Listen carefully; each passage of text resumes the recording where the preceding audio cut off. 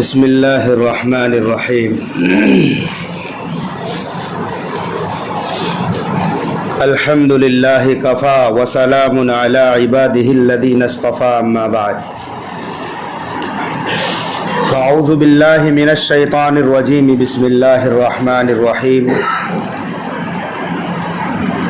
سبحان الذي اسرى بعبده ليلا من المسجد الحرام الى المسجد الاقصى الذي باركنا حوله لنريه من آياتنا انه هو السميع البصير صدق الله العظيم۔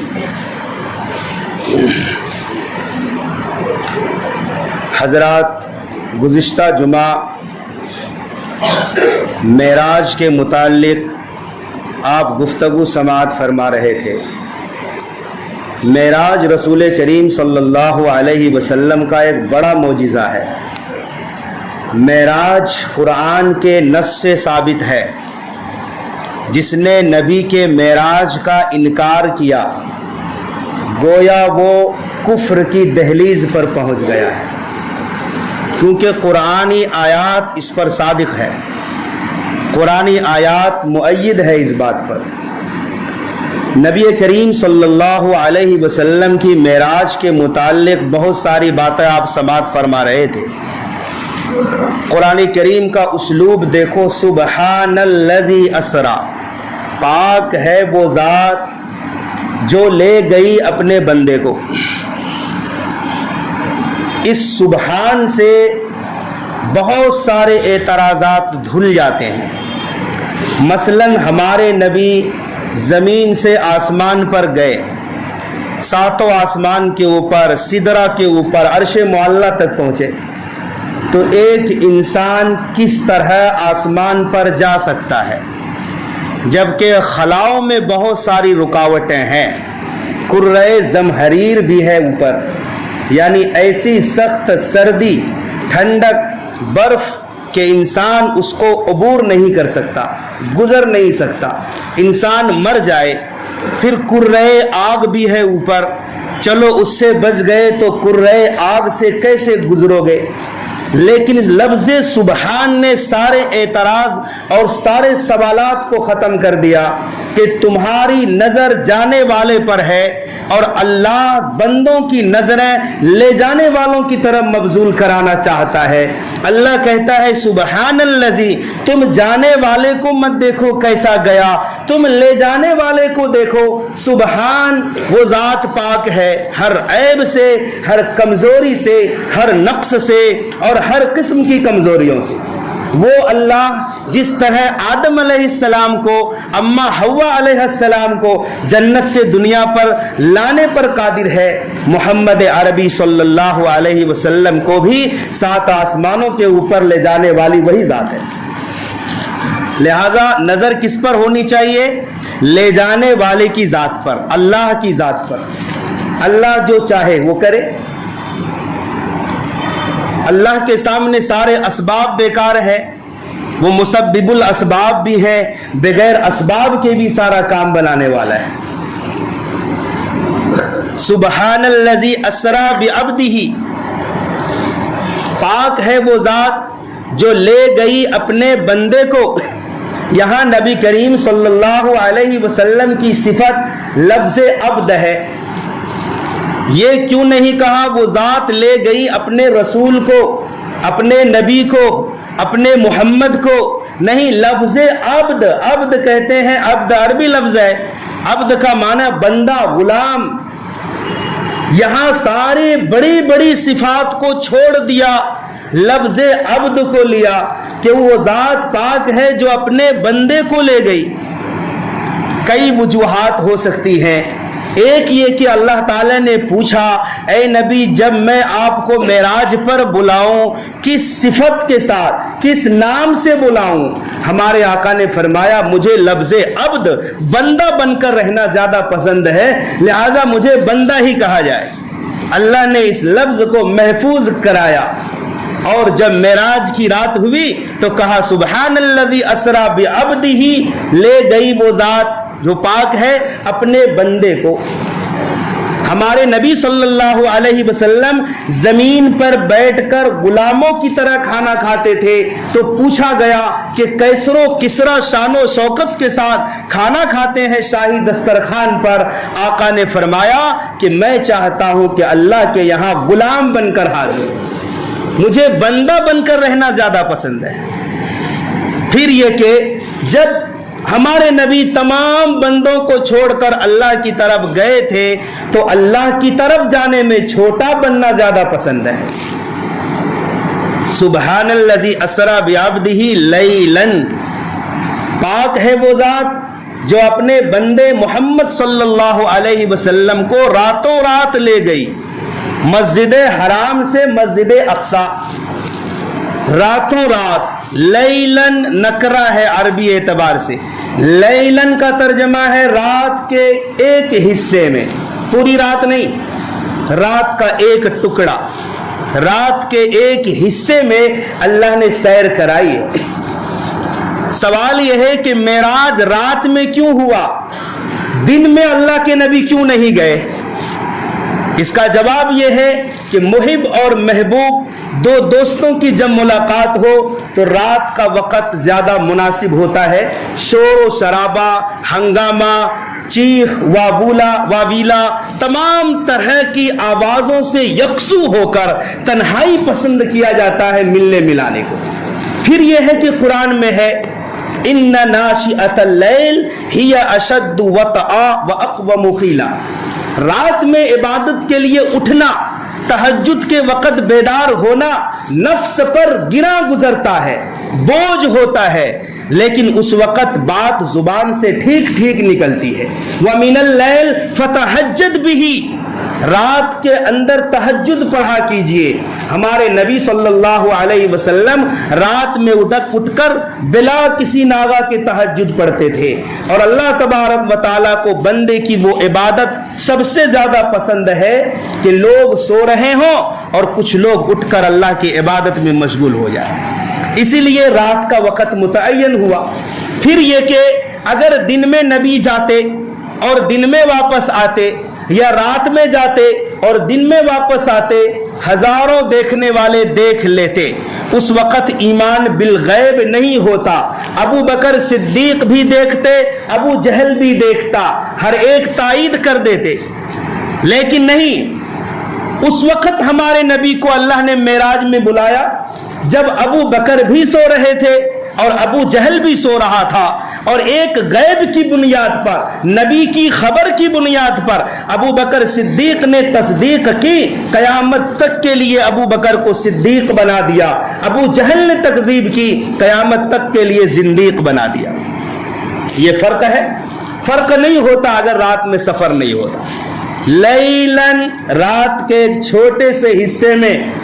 اب سوال یہ ہے کہ ہمارے نبی کا یہ سفر تو بہت لمبا تھا نا، مسجد حرام سے مسجد اقصی گئے ہیں ہمارے نبی، قرآن کہتا ہے، تو ہمارا ایمان ہے اس پر کہ ہمارے نبی کا سفر مسجد حرام سے مسجد اقصی کا ہوا ہے، جو مہینوں کا سفر تھا، لیکن رات کے ایک حصے میں، وہ بھی ہمارے نبی مسجد اقصی میں امامت کی نبیوں کی، پہلے آسمان پر گئے، آدم علیہ السلام سے ملاقات ہوئی، دعائیں لی، پھر دوسرے، پھر ساتوں آسمان کو عبور کیا، سدرہ پر پہنچے، جنت کا معائنہ کیا، جنت کی سیر کی، اور جہنم کو بھی دیکھا، ہماری امت کے احوال کو بھی دیکھا، ہماری امتیوں کے کن کن اعمال پر کون کون سا عذاب ہو رہا ہے، ہمارے نبی نے جہنم میں ملاحظہ فرمایا، بے نمازیوں کی سزا کو بھی دیکھا،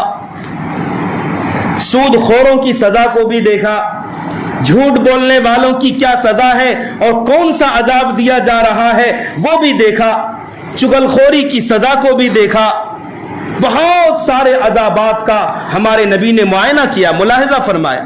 پھر عرش معلیٰ پر گئے، تحفہ تحائف کا لین دین ہوا، رب سے باتیں کی، خفیہ راز کی ملاقاتیں ہوئی، پھر وہاں سے آئے، موسیٰ علیہ السلام نے 9 مرتبہ بھیجا، 5 نمازیں کم ہوئی، پھر مسجد اقصی آئے، پھر حرم میں آئے، ایک لمبا زمانہ ہوتا ہے۔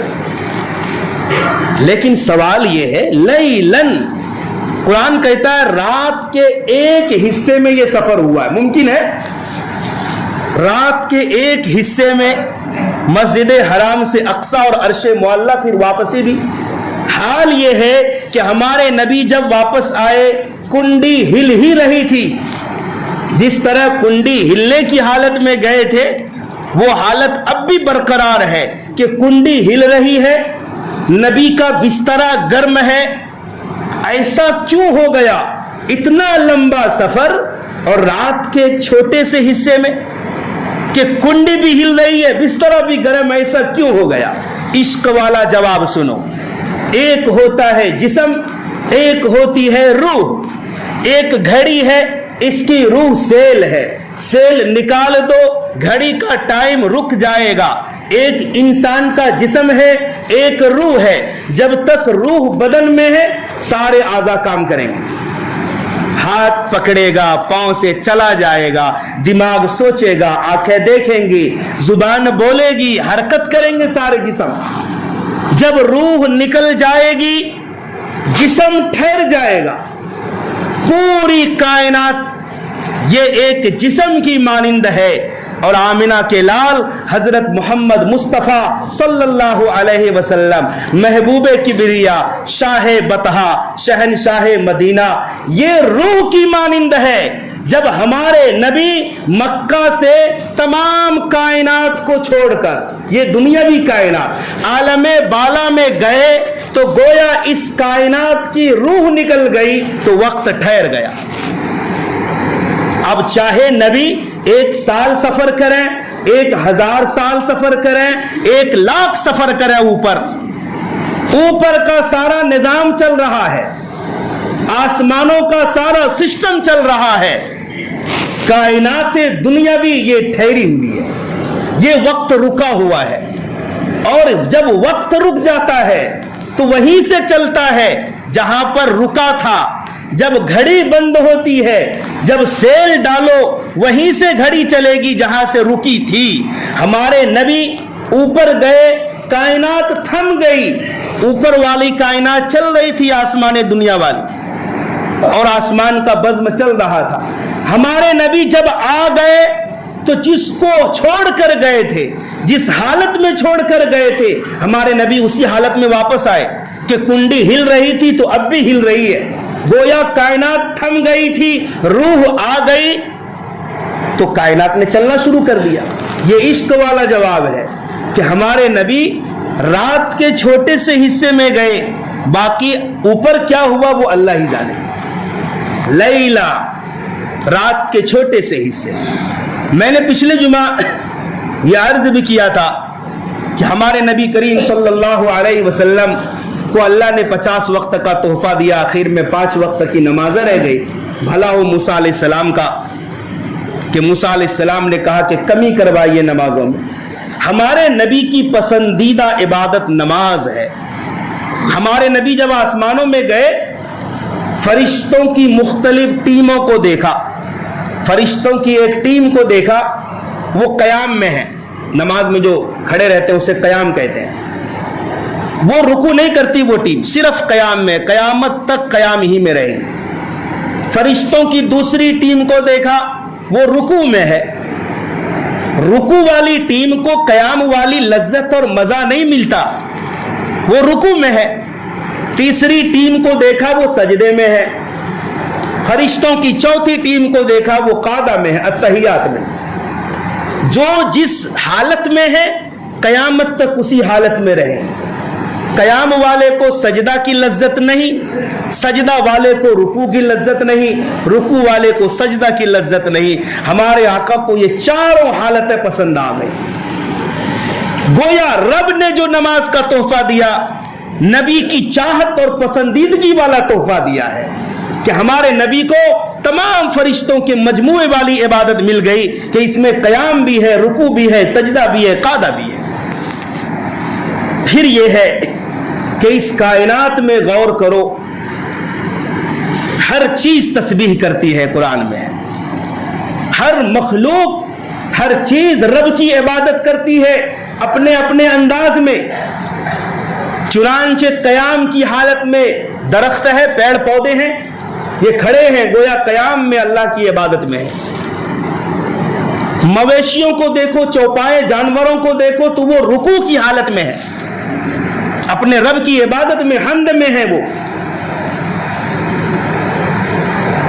پھر حشرات الارض کو دیکھو جو پیٹ کے بل چلنے والے ہیں, سانپ ہیں, بچھو ہیں اور اس قسم کے جانور ہیں. حشرات الارض وہ سجدے کی حالت میں ہیں, اور یہ در و دیوار, پہاڑ اور پتھر یہ قادہ تحیات کی حالت میں ہے. گویا کہ کائنات کی تمام عبادتوں کا مجموعہ 2 رکعت نماز کے اندر اللہ نے دے دی. ایک انسان نماز پڑھتا ہے, سارے فرشتوں کی عبادت کا مجموعہ اور دنیاوی ساری کائنات کا مجموعہ 2 رکعت نماز کے اندر ہے. بہت بڑا تحفہ ہے یہ, بہت بڑا تحفہ ہے. اور اتنا بڑا تحفہ ہے کہ اس کے چھوڑنے پر کیا سزا ہے. ہمارے آقا نے اسی سفر میں دیکھا ایک شخص لیٹا ہوا ہے اور دوسرا شخص بڑا پہلوان قسم کا بہت بھاری بڑا پتھر لے کر اس کے سر پہ زور سے مارتا ہے. اس کا سر پاش پاش ہو جاتا ہے, چور چور ہو جاتا ہے اور پتھر لڑکتا ہوا دور چلا جاتا ہے. وہ پہلوان, وہ شخص پتھر کو لینے جاتا ہے اور واپس آتا ہے تو اس کا سر پہلے کی طرح صحیح سالم ہو جاتا ہے. پھر دوبارہ سر پر مارتا ہے, سر کو کچل دیتا ہے. یہ سلسلہ چالو رہتا ہے. ہمارے نبی نے پوچھا جبرائیل سے کیا غلطی ہے اس کی؟ کہا یہ شخص نماز نہیں پڑھتا تھا, نماز میں سستی کرتا تھا. کہ اتنا بڑا تحفہ رب ذوالجلال والاکرام نے ہمارے آقا کو عرش پر بلا کر دیا. سارے اعمال زمین پر فرض ہوئے, زکوٰۃ, روزہ, حج, عبادات, ساری چیزیں, لیکن نماز کی جب باری آئی اپنے محبوب کو بلایا آسمان پر, عرش پر, وہاں جا کر تحفہ دیا. اور نماز تو اللہ سے باتیں کرنے کا ذریعہ ہے. حضرت علی رضی اللہ عنہ فرماتے تھے جب مجھے لگتا ہے کہ میں اپنے اللہ سے باتیں کروں تو میں نماز کی نیت باندھ لیتا ہوں, اور جب مجھے یہ خیال آتا ہے کہ اللہ مجھ سے باتیں کرے تو میں قرآن کی تلاوت میں مصروف ہو جاتا ہوں. قرآن اللہ کا پیغام بندوں کے نام ہے. قرآن بولتا ہے, اللہ کا کلام ہے, بندے سے باتیں کرتا ہے. اور نماز میں ہم اللہ سے بات کرتے ہیں, اللہ کو اپنا دکھڑا سناتے ہیں. بہرحال ہمارے نبی اتنا لمبا چوڑا طویل و عریض سفر کر کے آئے, مسجد اقصی آئے, پھر وہاں سے حرم آئے. صبح ہوئی, ہمارے نبی نے سنایا کہ رات اتنا لمبا سفر ہوا.